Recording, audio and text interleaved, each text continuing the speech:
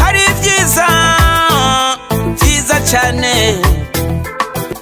mu biyaga bigari hari byiza biteye igomwe hari byiza muri la FAMILIA BARBER SHOHOP featuring JAH IMAGE DREADROCK tubakorera ibigiye bitandukanye dukora dreadrock tukora massage dutsinzara turogosha dusuka modeli zose zigiye zitandukanye y'abagabo y'abagore kandi tubikora neza tukarangiza vuba dukorera ku Gishushu mu nyubako Simba Supermarket ikoreramo muri etage ya mbere ku muhanda ugana ku marembo ya Lemigo Hotel. Ukeneye ibindi bisobanuro waduhamagara kuri nimero ya telefone igendanwa ariyo 078 93 96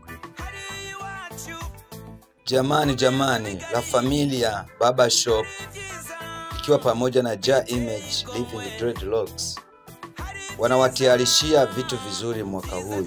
Tunafanya dreadlocks, tunajisuka wenye wanazitajia, tunakata kucha, tunasuka visuko mbalimbali, marasta, tunafanya massage, tunanyoa nywele, tunafanya vitu vingi, tunafanya vitu mbalimbali. Kwa hiyo watu wenye wanatuhitajia, tunafanya kazi Gishushu karibu ya convention.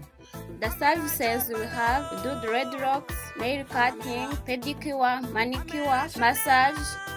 We are working at building Simba Supermarket in the first floor near the Lemigo Hotel.